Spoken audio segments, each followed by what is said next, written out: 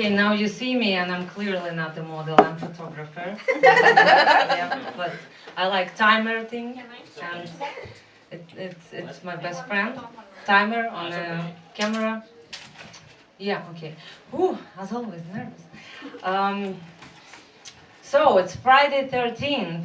Ooh, spooky. But as a golf, I always like this day, and Satanic Powers loves me too, bad, and nothing bad ever happens to me on this day. Honestly, I can literally jump on the railways in the subway and do a little, step dance in front of the coming train and just bam, and stop it, and nothing happens, and not a scratch, nothing. But only on Friday 13th. All other days, I think I'm cursed. I can just safely sit at home, do nothing all day, and don't provoke the fate, and then just choke on my own saliva.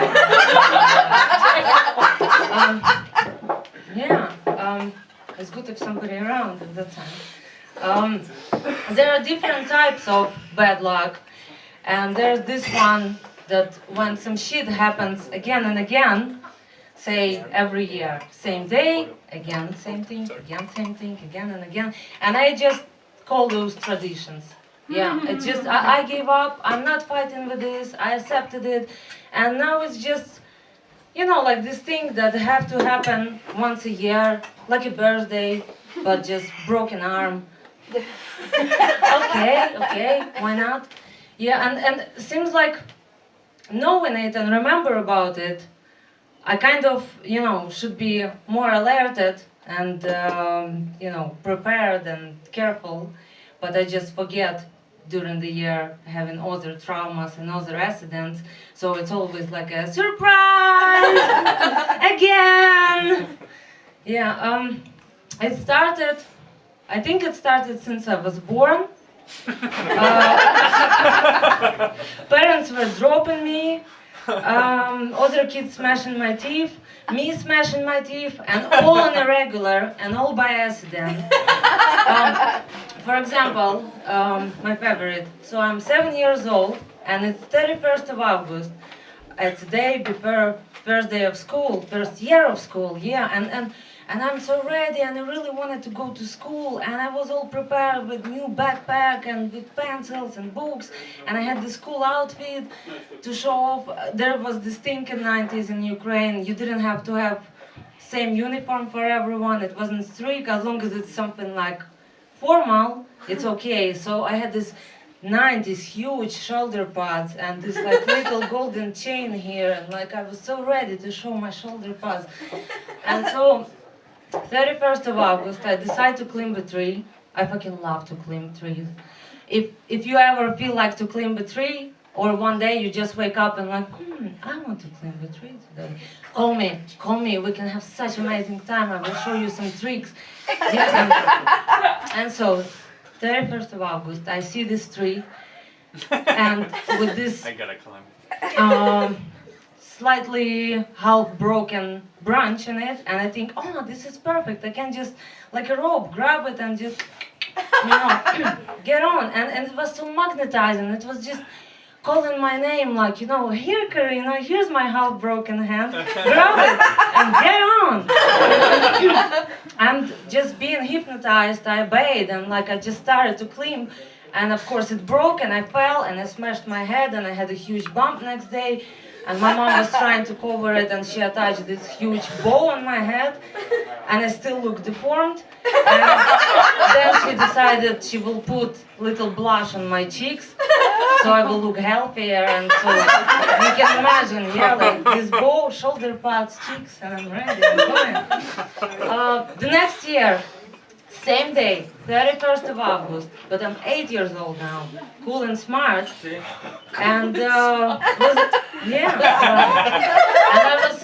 we're growing up quickly.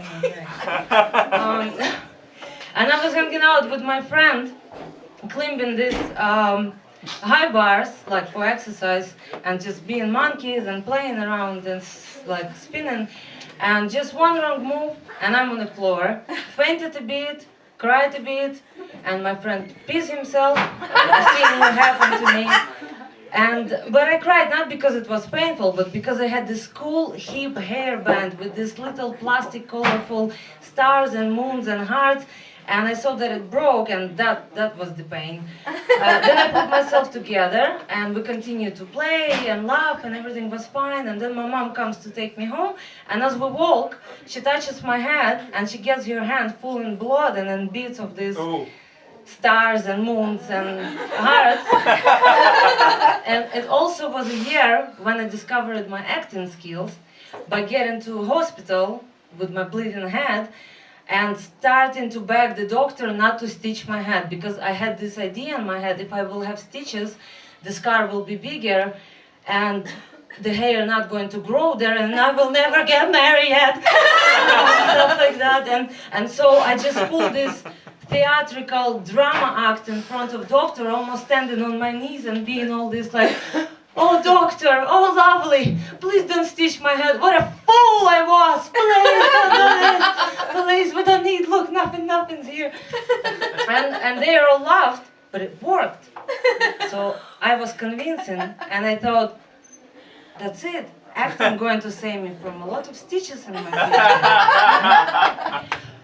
The next year, again, same day, I fell and I smashed my face so bad that I had to get stitches. It didn't save me from anything. And I had to skip the school because I was a mess and swollen, and I think that's how I broke that course. Later, with new, exciting bad luck accidents, I invented a term for another one, and it's MBS, and it stands for Mr. Bean syndrome. And you have it if you have the following symptoms. You are bruised, burned, and filthy, and all at the same time. So, here's how it goes. You're in the shower, and you lift in your hand to wash your back, and with your elbow, you hit the shelf full of shampoos and bottles, and it all falls on the floor, and you turn and you bend to pick it all up quickly, and with your ass you push the top, and top switches to the hottest, and you burns you, and it fucking shocks you, and you're doing this one awkward step, and you fucking fall, and as you fall, you try to grab something, and you grab in the shower curtain, and it falls too, and it falls on you, and at that moment you just realize that you have to give up, you have to stop, you just have to let it destroy you. Take me.